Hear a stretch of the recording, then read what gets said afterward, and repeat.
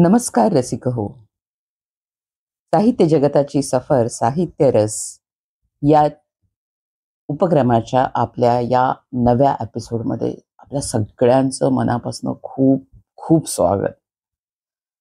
आज खूप महत्वाच्या व्यक्तीबद्दल बोलायचं आहे आणि उत्तुंग व्यक्तिमत्व म्हणजे गोदावरीनं मराठीच्या पदरात टाकलेलं अनमोल दान म्हणेन मी त्या व्यक्तिमत्वाला.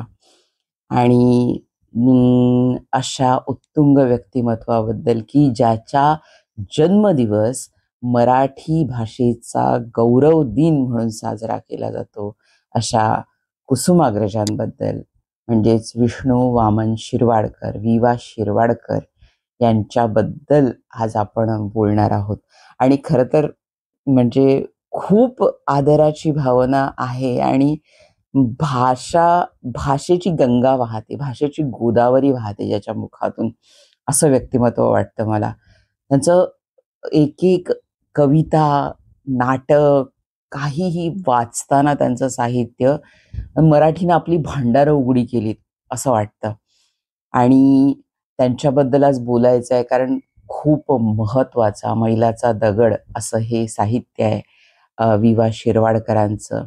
वि. वा. शिरवाडकरांचा जन्म 27 फेब्रुवारी 1912चा. कारण आपण 27 फेब्रुवारी हा मराठी भाषा दिन, मराठी भाषा गौरव दिन म्हणून साजरा करतो. आणि खूप सार्थ आहे ते खरं तर. कारण ज्यावेळेला शिरवाडकरांचं साहित्य आपण वाचायला लागतो त्यावेळेला आपल्याला मराठी भाषेबद्दलचा, मराठी साहित्यिकांबद्दलचा अभिमान आणखी आणखी वाढत जातो. एक अग्रगण्य कवी, लेखक, नाटककार, कथाकार, समीक्षक, संपादक, विविध भूमिका जगलेले असे लेखक आपण म्हणूयात. आणि यांचं म्हणजे खूप इंटरेस्टिंग आहेत सगळ्या गोष्टी. कुसुमाग्रज या नावाने त्यांनी काव्यलेखन केलं. मराठीतले अत्यंत महत्वाचे कवी आणि लेखक. आणि सगळ्यात महत्वाची गोष्ट म्हणजे वि. स. खांडेकरांनंतर ज्ञानपीठ मिळवणारे दुसरे साहित्यिक मराठीतले आपल्या.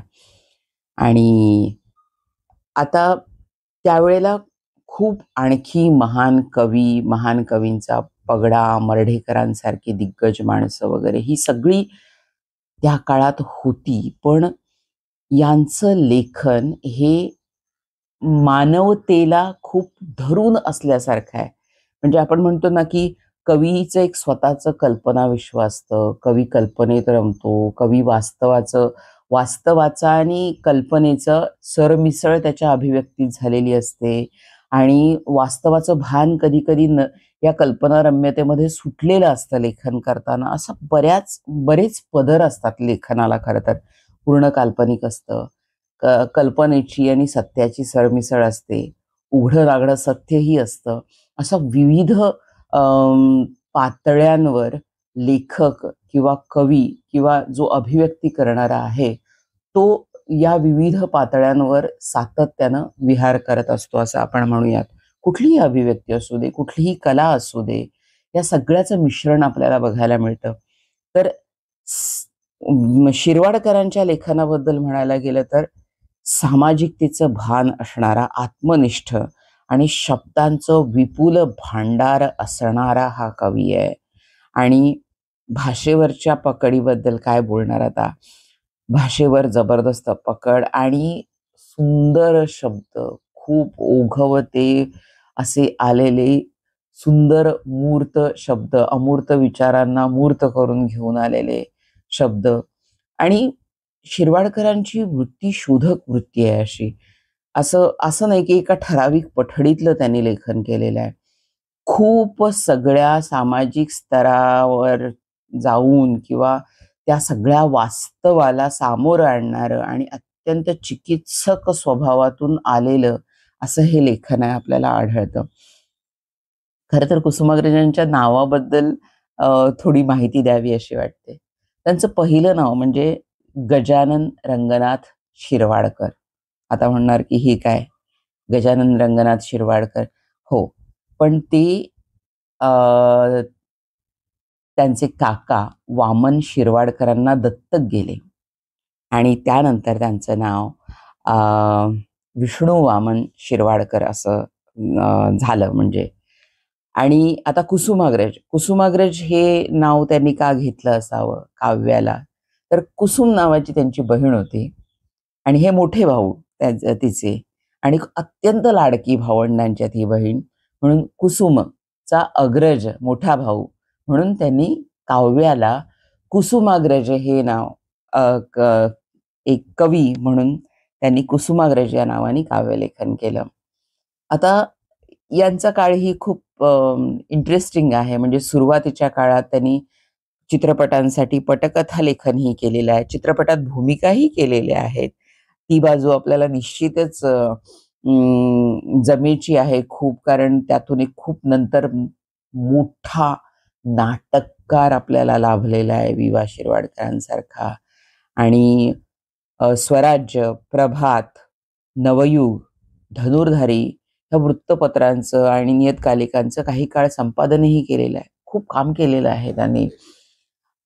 आणि असं नाही फक्त साहित्य क्षेत्रात वगैरे, जाणीवेनं जगणारा, समाजाबरोबर नाळ जोडलेला आणि समाजाच्या सुखदुःखांना तितक्याच आपलेपणानं, म्हणजे सहानुभूती नाही म्हणणे, सहवेदना आणि संवेदना याच्यामध्ये जो फरक असतो ना, एम्पथी अँड सिम्पथी, तर सिम्पथीपेक्षा एम्पथीनं बघणारा माणूस आहे हा समाजाकडे. आणि म्हणून त्यांचं लेखन खूप मोठं, भव्य आणि अस्सल वाटतं आपल्याला. त्यावेळी आंबेडकरांसोबत काळाराम मंदिराच्या लढ्यातही त्यांचा सहभाग आहे आणि ध्रुव मंडळाची स्थापना केली त्यांनी, सामाजिक आणि चळवळीत भाग घेतला. असं फक्त बोललं असं नाही, समाजात मिसळून, समाजाची सुखदुःख बघून, समाजाचं निरीक्षण करून, समाजाबद्दलची संवेदना, सहवेदना या सगळ्या गोष्टीतून, म्हणजे तिथल्या त्या भागातल्या आदिवासी विद्यार्थ्यांना मदत करणं किंवा सामाजिक आणखी काही कार्य करणं यामध्ये ते खूप अग्रस्थानी आहेत खरं तर. आणि कवितांबद्दल आपण बोलणारच आहोत, पण ज्यावेळी मराठी रंगभूमीचा एक सुवर्णकाळ आधी होता, खूप प्रत्येक गोष्ट कशी असते की एक उंच लाट येते आणि मग एक दरी निर्माण होते, एक खोलगटपणा निर्माण होतो, एक एक मोठा पर्वत झाल्यावर आपल्याला कशी दरी असते, कारण तशाच प्रकारे मराठीच्या सुवर्ण काळानंतर एक पडता काळ सुरू होतोय की काय असा अशी अवस्था असताना डॉक्टर भालेराव यांनी कुसुमाग्रजांना नाटकं लिहायला प्रवृत्त केलं आणि त्यातून मराठीला एक थोर नाटककार लाभला. म्हणजे आपण त्यांच्या नाटकांची नावं देणारच आहोत, पण वि वा शिरवाडकर म्हटलं की नटसम्राट हे सगळ्यात पहिल्यांदा आपल्या डोळ्यासमोर येणारं नाटक एक. पण त्यांनी खूप नाटकांचं लेखन केलंय आणि त्यावेळी मराठी रंगभूमीला एक भक्कम संहितेचा आधार देणारा नाटककार असं मी म्हणेन त्यांना. आणि नाटक लिहिणं, पटकथा लिहिणं, चित्रपट लिहिणं, म्हणजे मी स्वतः पटकथा आणि संवाद लेखिका आणि कथा लेखिका म्हणून या क्षेत्रात काम करते, त्यावेळेला एक छोटीशी गोष्ट असते, म्हणजे आपण म्हणतो की वन लाईनर म्हणतो त्याला, एखादी कुठंतरी बघितलेली, एखादी भावलेली, वृत्तपत्रात वाचलेली, एखादी कल्पनेत चमकून गेलेली कल्पना अशी की जी आपल्याला अस्वस्थ करत राहते. ती कल्पना आपल्याला अस्वस्थ करत राहते आणि तिच्यानंतर आपण तिच्या भोवती, त्या कल्पनेच्या भोवती एक आपला पसारा मांडायला लागतो, सगळा वास्तवातले संदर्भ घेऊन. आणि मग पात्रांची निर्मिती होते, कथेची निर्मिती होते, त्यातल्या पात्रांची निर्मिती होते, मग पटकथेची निर्मिती होते. नाटकातही असाच भाग आहे की ती पात्र लेखकाला इतकी अस्वस्थ करत असतात, त्या प्रत्येक पात्रात त्या लेखकाचा अंश डोकावत असतो, त्या लेखकाचा आत्मा असतो आणि ते पात्र त्याचा आत्मा घेऊनही लेखकाभोवती थैमान घालत असतं. हे द्वंद्व जगताना खरं तर काही काही पात्र खूप अस्वस्थ करून जातात आपल्याला. पण त्यांचा आरंभ, त्याचा अंत, त्याचा सगळ्या गोष्टी आणि त्याच्या एकंदर ग्राफ म्हणतो आपण त्याला, आलेख हा कसा असेल लेखनात, आणि त्या पात्राची भूमिका, भले ते पात्र छोटं असो किंवा मोठं असो, मुख्य असो किंवा अगदी छोटं असो, पण ते पात्र तिथं का आहे हे जस्टिफाय करणं आणि त्या पात्राला न्याय देणं आणि ते पात्र उभं करून त्याला वास्तवाचा मुलामा चढवणं आणि ते वास्तव करणं, हे खरं तर लेखकाचं, म्हणजे प्रत्येक पात्रात लेखक मी म्हणून जगत असतो आणि प्रत्येक लेखकामध्ये सगळी पात्र सामावल्यासारखा लेखक त्या काळात जगत असतो. लेखन करताना हा प्रवास मोठा सुंदर असतो. सुंदर म्हणण्यापेक्षा हा कधी कधी खूप अस्वस्थ करणारा असतो, कधी कधी आपल्यातलं काहीतरी खूप उचकटून काढणारा असतो आणि आपल्याला रित करणाराही असतो आणि आपल्याला पुन्हा नवं तेज देणारा सुद्धा असतो. तर अशा प्रकारे हे आता आपण म्हणतो, लेखकाला म्हणतो. शिरवाडकरांच्या लेखनाचं हेच वैशिष्ट्य आहे, की शिरवाडकर म्हणतात, की अहंकार हा सगळ्यांनी, खरं तर अहंकार वाईट असतो. मीची भावना ही खूप वाईट असते. अहंकार समर्पित करायला हवा. अहंकार अम, वाईट मार्गाला गेला की तो बाकीच्यांची गळचेपी करतो, बाकीच्यांना काही मानतच नाही वगैरे. ही झाली अहंकाराची दुसरी बाजू, जी आपण त्याला वाईट बाजू म्हणू. पण एक स्वत्व या नावाने जर अहंकार घेतला, एक स्वत्वाची जाणीव, आपण काय आहोत आणि आपल्याला एक मत आहे, आपण एक इंडिव्हिज्युअल आहोत, आपण समाजाचे एक घटक आहोत, पण आपली समाजाकडे बघण्याची, प्रत्येक गोष्टीकडे बघण्याची किंवा एकंदर जिवंतपणाची साक्ष आपलं स्वत्व, हा आपला अहंकारच आपल्याला जाणीव करून देत असतो. आपलं समाजात राहून, जगात राहून आपल्यातली युनिकनेस, आपल्यातलं वेगळेपण हे जपणारा अहंकार हाच एक भाव आहे आणि त्यातनं आविर्भाव आणि त्यातनं आपण अनुभव घेत असतो. म्हणजे अहंकार, आविर्भाव आणि अनुभव यातून लेखन साकारत असतं. ही ती प्रेरणा आहे शिरवाडकरांची लिहिताना. कारण ते अहंकाराला महत्व देतात. कारण आपण एक व्यक्ती म्हणून, आपण स्वतः म्हणून समाजाकडे कसे बघतो किंवा कुठल्याही गोष्टीकडं आपला असा एक दृष्टिकोन असतो आणि तो लेखक त्या पद्धतीनं तो मांडत असतो, तो साकार करत असतो. आणि स्वत्व मांडण्याची प्रेरणा ही अहंकारातून मिळते, असं त्यांचं प्रामाणिक मत आहे. आविर्भाव आणि अनुभव आणि व्यक्तिगणिक निरनिराळे अनुभव असतात प्रत्येक व्यक्तीला. साध्या घटना असतात आयुष्यात, प्रत्येकाच्या आयुष्यात, जन्माला आला, जगला, काम केलं, मेला, हे टप्पे असतात. पण प्रत्येक जण त्या प्रत्येक प्रसंगाला आपापल्या नजरेनं बघत असतो, भोगत असतो. हा भाग आहे. त्यामुळं स्वत्व आणि अहंकाराला त्यांनी अनन्यसाधारण महत्व दिलंय. ही अहंकाराची चांगली बाजू आहे, ही अभिव्यक्तीसाठीची. आणि त्यांनी काव्याची व्याख्या मोठी सुंदर केलेली आहे. काव्य म्हणजे माणसाच्या भोवतालच्या परिसराशी संवाद साधणं, असं ते म्हणतात. म्हणजे आपल्याला जे जाणवलं ते अगदी उत्कटतेनं मांडणं.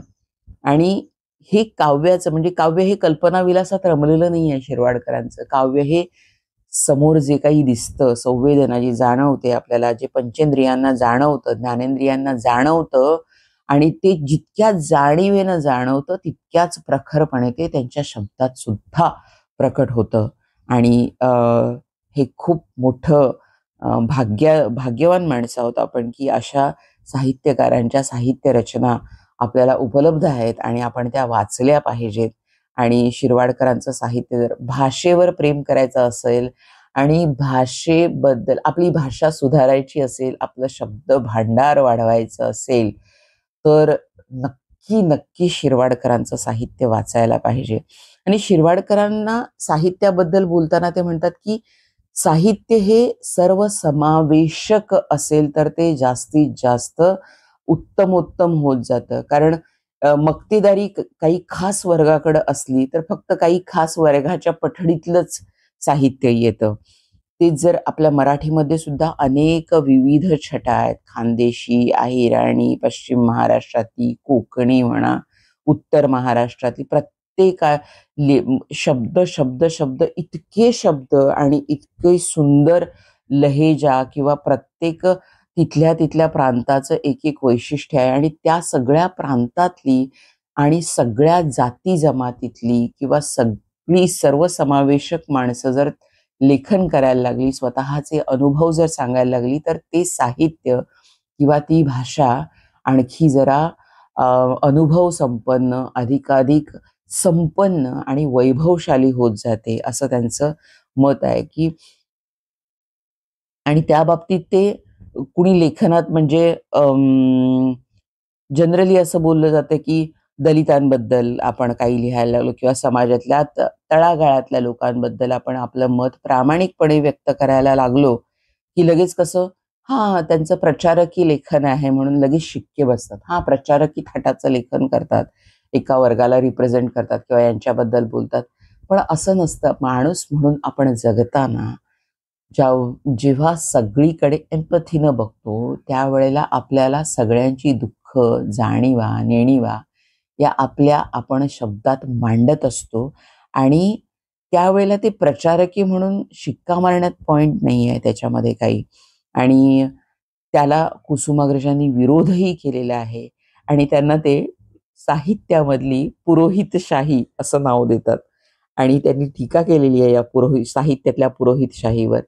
सर्वसमावेशक साहित्य पाहिजे आणि साहित्य आणि संस्कृती यांचा जवळचा संबंध पाहिजे, याबद्दल शिरवाडकर अत्यंत दक्ष आहेत. आणि सगळ्या साहित्याच्या समृद्धीसाठी सगळ्या जमातीतली, जातीतली, समूहातल्या सगळ्यांचा समावेश झाला तर ते साहित्य अधिकाधिक वैभव संपन्न होईल, असं त्यांचं मत आहे. आणि खरं तर म्हणजे कवी म्हटलं की आपल्याच तंद्रीत रमणारा, म्हणजे शायर म्हटलं की उदास, असं जे काय एक चित्र किंवा देवदास बना बैठा है असं म्हणतात हिंदीमध्ये, किंवा मायूस बना बैठा है, किंवा शायर की तरह बैठा है. म्हणजे हे जे असतं की म्हणजे कवी म्हणजे उदास, निवृत्त असा, जगापासून वेगळा झालेला वगैरे, हे त्यांना अजिबात मान्य नाही आहे. खरं तर समाजाभिमुख असं हे यांचं काव्यलेखन आहे आणि सामाजिक बांधिलकीला शिरवाडकर अत्यंत महत्त्व देतात आणि विचारांच्या प्रवाहीपणाला, साचलेपणाला महत्त्व देत नाहीत. विचारांच्या साचलेपणाला महत्त्व देत नाहीत. विचारांच्या प्रवाहीपणाला महत्त्व देणारा आणि चिकित्सक वृत्तीचा एक बिलीफ सिस्टीम मान्य केली. हे असं असतं, हे असं असतं, हे असं असतं, यावर श्रद्धा ठेवायची असते आणि हे असंच असतं, अशा पद्धतीची ही एक बिलीफ सिस्टम असते की हे असंच असतं. आणि तसं नसून हे कसं आहे, हे का आहे आणि यात आणखी नवीन नवीन काय आहे, ही चिकित्सक वृत्ती. म्हणजे वैज्ञानिकाची दृष्टी कशी असते, वैज्ञानिक असं हे असंच असतं असं मानलं तर शोध लागणार नाहीत. तशाच प्रकारे साहित्यामध्ये ही चिकित्सक वृत्ती ही शिरवाडकरांची आहे. खरं तर त्यांचे खूप कविता संग्रह आहेत. त्यामध्ये जीवनलहरी, विशाखा, समिधा, किनारा, मेघदूत, मराठी माती, हिमरेषा, वादळवेल, स्वगत, रसयात्रा, निवडक कविता याच्यामध्ये, छंदोमयी, अक्षरबाग, मारवा यासारखी कितीतरी काव्यसंग्रह. त्यानंतर नाटक, दूरचे दिवे, दुसरा पेशवा, कौंतेय, वैजयंती, राजमुकुट म्हणजे मॅकबेथचा, ऑथेल्लो, आमचं नाव बाबूराव, ययाती आणि देवयानी, वीज म्हणाली धरतीला, नटसम्राट, विदूषक, चंद्र जिथे उगवत नाही, बेकेट, मुख्यमंत्री, आनंद, एक होती वाघीण. किती नाटकांची नावं घ्यायची, पण आपल्याला आपली नाळ जोडली गेलेली आहे ते वि. शिरवाडकर म्हटलं की नटसम्राट, वीज म्हणाली धरतीला, ययाती देवयानी ही त्यांची खूप गाजलेली नाटकं आहेत. त्यानंतर त्यांच्या एकांकिका, दिवाणी दावा, देवाचे घर, नाटक बसते आहे, कादंबरी, कादंबऱ्यांच्या जगात म्हटलं तर वैष्णव, जान्हवी, कल्पनेच्या तीरावर या त्यांच्या कादंबऱ्या आहेत. कथा, फुलवाली, सतारीचे बोल, काही वृद्ध काही तरुण, प्रेम आणि मांजर, 12 कथा म्हणजे या निवडक कथा, अपॉइंटमेंट, मारवा असा त्यांच्या कथा संग्रहाची मुसाफिरी आहे. आणि ललित लेखांमध्ये आहे आणि नाही, विरामचिन्हे, वाटेवरच्या सावल्या, प्रतिसाद, किती किती विपुल लेखन केलेलं आहे शिरवाडकरांनी. आणि त्यामध्ये विशाखा या काव्यसंग्रहाला ज्ञानपीठ पुरस्कार मिळाला. आणि सगळ्यात सुंदर बाब म्हणजे विशाखाला वि.स. खांडेकरांनी प्रस्तावना दिलेली आहे. आणि ही खूप मोठी आणि खूप सुंदर गोष्ट आहे. म्हणजे विशाखा हातात घेतला काव्यसंग्रह की पहिल्यांदा खांडेकरांची प्रस्तावना बऱ्याच वेळा वाचावीशी वाटते आणि नंतर मग आपण कवितांच्याकडे वळतो त्या कविता वाचायला. म्हणजे विषमता, पिळवणूक, गांजणूक आणि अन्याय यांच्याविषयी बहुजन समाजाची चीड ही कुसुमाग्रजांनी आपल्या काव्यातून आणली आहे. यांना खूप मोठा नाटककार म्हणूया म्हणजे आहेत ते. त्यांच्या नाटकाबद्दल बोलायचं की कवितांबद्दल बोलायचं हा खूप प्रश्न पडतो. पण नाटकांबद्दल बोललं की जास्तीत जास्त त्याचा विस्तार खूप वाढण्यासारखाच आहे. आणि काही कवितांबद्दल बोलावं त्यापेक्षा कवितांचं वाचन करावं असं मला मनापासून वाटतंय. आणि काही कविता आत्ता मी शिरवाडकरांच्या म्हणजे कुसुमाग्रजांच्या म्हणूयात आपण तर त्या वाचणार आहे. आणि त्याचं वाचन करण्याखेरीज त्यांना खूप म्हणजे आपण नमन करणं आणि त्यांच्या शब्दांना पूजणं म्हणतो आपण, त्याची पूजा करणं, त्यांच्या शब्दांचा आदर, ह्या त्यांच्या शब्दांचं काव्यवाचन, ह्या काव्यवाचनातून आपण त्यांना नमन करूया. आणि काही कविता म्हणजे स्वगत या कुसुमाग्रजांच्या काव्यसंग्रहातली कविता एक अनोळखी. मला या कविता खूप म्हणजे कोलंबसाचं गर्वगीत असेल किंवा काळसखे गळ्यातील तुझे चांदण्याचे हात यासारखी कविता असेल किंवा कणा अशा वगैरे या कवितांचं वाचन खूप झालेलं आहे. पण मी ज्या कविता निवडल्यात त्या थोड्या वेगळ्या आहेत आणि यांचं पण वाचन झालेलं आहे. पण मला खूप भावलेल्या कविता, आवडलेल्या कविता असं मी म्हणेन. तर अनोळखी शिरवाडकरांना जास्त अभिव्यक्त करणाऱ्या कविता आहेत असं म्हणेन मी. पण या वाचते कविता मी. ही स्वगतमधली अनोळखी ही कविता. हजार डोळ्यामधले पाणी माझ्या डोळ्यांमध्ये जमे, हजार कंठातील घोषणा माझ्या कंठामध्ये घुमे, हजार देहातील वेदना माझ्याही देहात जळे, हजार हातांचे अभिवादन माझाही अभिमान गळे, हजार हृदये गहिवरती तर मन माझेही गहिवरते, असे हजारा संगे आहे चढलेले माझे नाते. असेच आहे आणि तरीही अनोळखी मी सदाच राही, दूर हजारापासून आहे विजनामध्ये माझे घरटे, मी पण भरले जयात माझे जे आहे माझ्या पुरते. याच काव्यसंग्रहातली आणखी कविता माता. मध्यरात्र उलटून गेली आहे, काळ्या जांभळ्या सावल्या माझ्या अंगणात उभ्या आहेत भिंतीला बिलगून, आकाश पडले आहे रिकामे शब्दा वाचून, प्रकाशाचे अंधुक थेंब निथळत आहेत क्षितिजावर कलंडलेल्या रुपेरी कलशातून, निशब्द निराकार काहीतरी सरपटत आहे हलके हलके कोमेजलेल्या दिशातून. कुठल्या तरी अबोध भीतीने मी दचकून उठते आणि घेऊन बसते तुला छातीशी. कसली भीती आहे? उमऱ्यापर्यंत ओघळून आलेल्या त्या गूढ शब्दहीन सावल्यांची, क्षितिजावरील पर्वतांच्या रेषा पिंजलेल्या मेघांच्या राशीत सर्प होऊन संथपणाने शिरत आहेत त्या रेषांची. दूरवरच्या जंगलातील वृक्षांवर निद्रिस्त वादळाची पिशाचे फांद्या फांद्यावर लोंबकळत आहेत त्या वादळाची. पृथ्वीच्या चरणशिलेवर पाय ठेवून अंतराळात बसलेल्या विचारमग्न ईश्वर कोणाचे तरी ललाटलेख लिहित आहेत त्या ईश्वराची. मी आवेगानं ओढून घेते तुला माझ्या पदराखाली. येथे तुझे अमंगल करण्याची प्राज्ञा नाही कुणाचीही.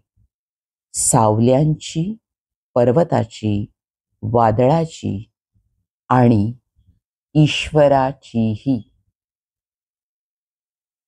स्वगत मधली आणखी एक कविता, नाटक. ही इतकी छोटी कविता आहे पण मला इतकी मनाला स्पर्शून गेलेली कविता आहे. नाटक. नायक मी, खलनायकही मी, सूत्रधार मीच विदूषक. विविध भूमिका करता करता मी पण आता कुठले शिल्लक. अतिशय सुंदर, चटका लावून जाणारी अशी ही कविता वाटते मला.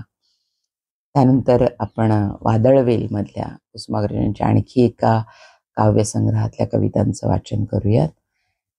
काही मला अत्यंत आवडलेल्या. क्षणिक नावाची त्यांची कविता आहे. मस्तक ठेवूनी गेलीस जेव्हा अगतिक माझ्या पायावरती, या पायांना अदम्य इच्छा ओठ व्हायची झाली होती.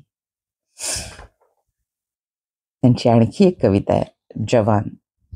त्यांचं लेखन किती विविधांगी आहे आणि त्याबद्दल जवान कविता.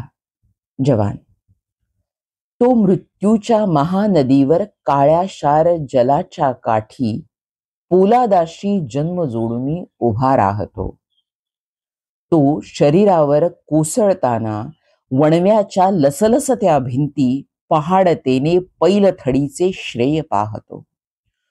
तोडून या तो निर्दयतेने पाशपिसांचे कोमल घरटे सांध्य नभातील खगाप्रमाणे एकच उरतो. तो अव्हेरून संसाराच्या मातीमधली मांसलदाने भागवतांच्या असंगतेचा मळवट भरतो. पगार घेऊन काही रुपये तो रक्ताने लिही पावती मोहर लावून सर्व जिण्याची आम्हा देतो. तो आहे हे म्हणून आहे. संस्कृतीचा हा निळा चांदवा लाख तणांचे खांब रोवून जमीन धरतो. आणि यातली एक अतिशय आवडलेली कविता माझी, द्वंद्व.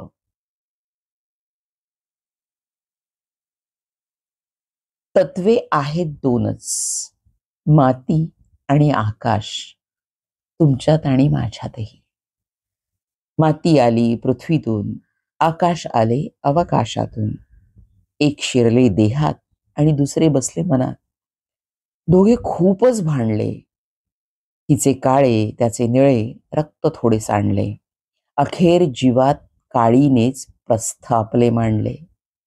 आता माती खजील झाली, तिचे काळे करडे कण आकाशाच्या सांदीत जाऊन धरतात त्याचे निळेपण. या वादळवेल या संग्रहातली शेवटची कविता मी वाचते. गीत. खूप आवडली ही पण कविता मला. स्मरशील राधा, स्मरशील यमुना, स्मरशील गोकुळ सारे. स्मरेल कापण कुरूप गवळण, तुझही जगदीशारे. रास रंगता नदी किनारी, उभी राहिले मी अंधारी. नकळत तुझला तव अधरावर, झाली मी मुरली रे. ऐन दुपारी जमीन जळता, तू डोहावर शिणून येता. कालिंदीच्या जळात मिळूनी धुतले पाय तुझे रे. सायंकाल कधी टळून गेला, तरी न माधव परतून आला. किरण दिव्याच्या होऊन यामी, जळत पथी बसले रे. मथुरेच्या या राजघरातून कुंजवनी परतता तुझे मन, उपहासास्तव तरी कधी तू आठव करशील का रे. माझ्या डोळ्यात पाणी आलं ही कविता वाचताना खरं तर. आणि हे सारं लेखन करत असताना आता शेवटच्या 2 कविता आहेत. त्यामध्ये मातीची दरपोक्ती. मातीची दरपोक्ती ही खूप आवडलेली कविता आहे मला. म्हणजे प्रत्येक कविता ही आपल्याला एक वेगळी जाणीव करून देते आणि ही कविता वाचणं मला अगदी महत्वाचं वाटतं. मातीची दरपोक्ती. घनधार मृगाचा प्राशुनिया पर्जन्य, त्या तृषार्त भूवर आले नवचैतन्य. उन्माद चढे तो दर्प दरवळे भूती, थरथरा कापली वर दर्भाची पाती. ते सुस्त धुलीकण गाऊ लागले गीत, कोलाहल घुमला चहूकडे रानात. अभिमानी मानव आम्हाला अवमानी, बेहोश पाऊले पडती आमुच्यावरुनी. त्या मत्त पदांना नच जाणीव अजुनी, की मार्ग शेवटी सर्व मातीला मिळती. मातीवर चढणे एक नवा थर अंती. प्रासाद भिडू द्या गगनाला गर्वात, डोलू द्या पताका सत्तेच्या उन्मत्त. दौलती उठू द्या प्राशुनी दुर्बळ रक्त, कोसळेल इमला समूळ एका राती. मातीवर चढणे एक नवा थर अंती. दर्पणी पाहू द्या रमणी रूप दर्पात, वा बाहू स्फुरू द्या बलशाली समरात. पांडित्य मांडू द्या शब्दांचा आकांत, ते रूप बुद्धी ती शक्ती आमुची भरती. मातीवर चढणे एक नवा थर अंती. कित्येक शिकंदर जग जिंकुनिया गेले, कित्येक वाल्मिकी अखेर इकडे आले. कित्येक मनु अन मुनी धुळीने गिळले, स्मृतीतील ही त्यांच्या ओळी अंदुख ओती. मातीवर चढणे एक नवा थर अंती. पाहून हसू ये तुमचे ताजमहाल, अन गर्व किती तो काल काय जिंकाल. शेकडो ताजही जिथे शोभले काल, ती प्रचंड नगरे आज आमुच्या पोटी. मातीवर चढणे एक नवा थर अंती. धनवंत असू द्या दीन भिकारी, कुणी संत असू द्या पापी व्यभिचारी. इकडे वाहते सर्वांची रहदारी, हो भस्म चितेवर सारी नीती अनीती. मातीवर चढणे एक नवा थर अंती.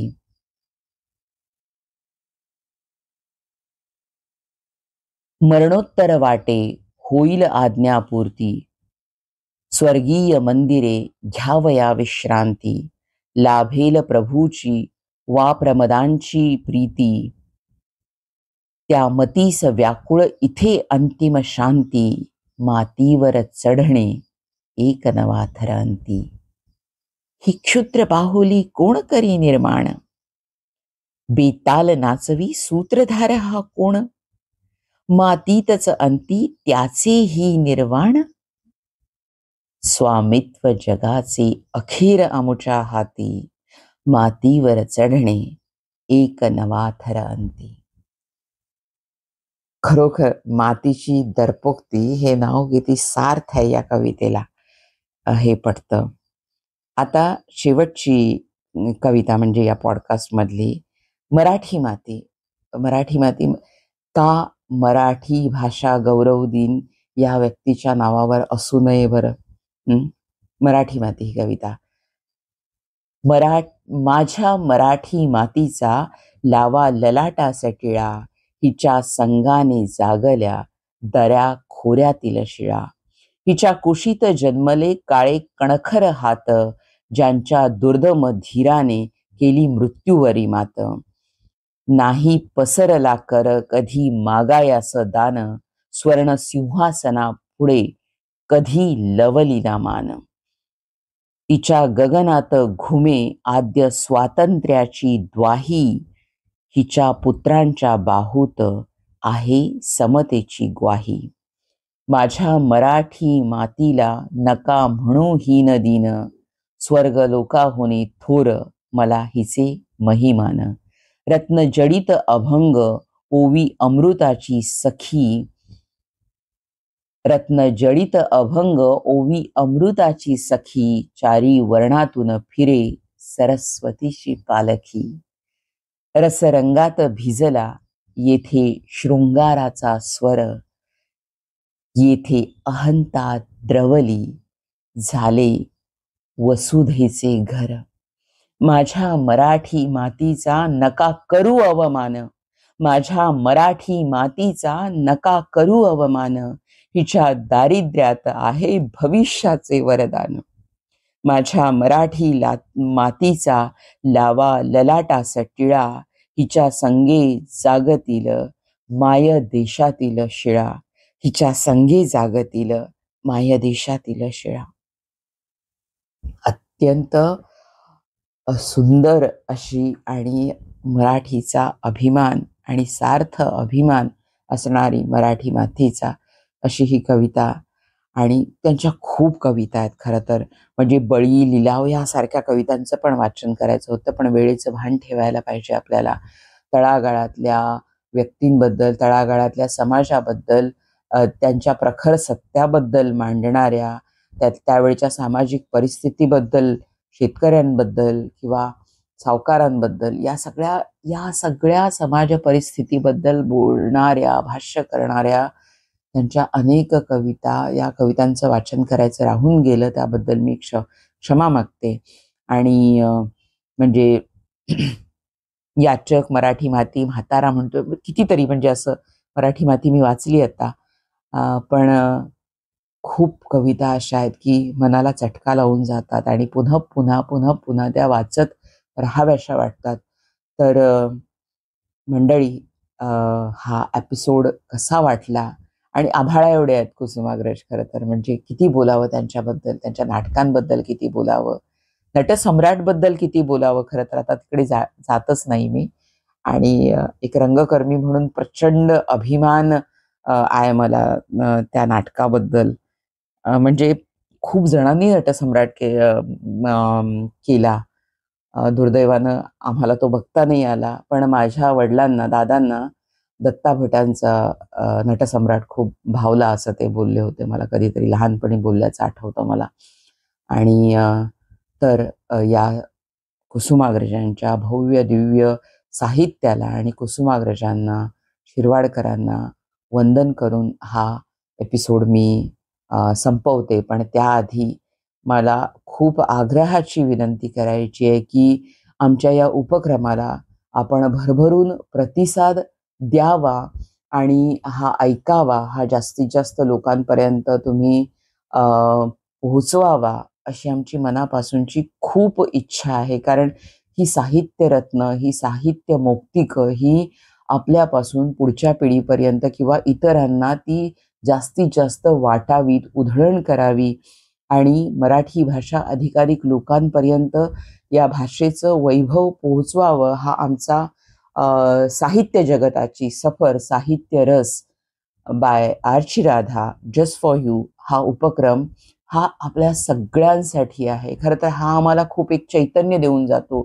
ते चैतन्य आम्हाला तुमच्यापर्यंत आणायचं आहे आणि त्यासाठी आमचा हा प्रामाणिक प्रयत्न आहे. या प्रयत्नाला तितक्याच प्रामाणिकपणानं आपण सगळ्यांनी प्रतिसाद द्यावा आणि याला लाईक करा, शेअर करा हे जास्तीत जास्त.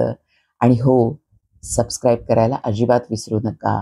आणि बेल आयकन दाबून आमच्या नोटिफिकेशन्स आपल्याला मिळतील. आणि हे साहित्याचं अमूल्य असं हे दान म्हणूया किंवा ही सगळं हा साहित्याचा सगळा गोपाळकाला यातला ह्या गोपाळकाल्यातला सगळा प्रसाद आपल्या सगळ्यांपर्यंत पोहोचावा, अशी खूप प्रामाणिक मनापासूनची इच्छा व्यक्त करते आणि आपली या एपिसोडमध्ये रजा घेते. धन्यवाद. नमस्कार.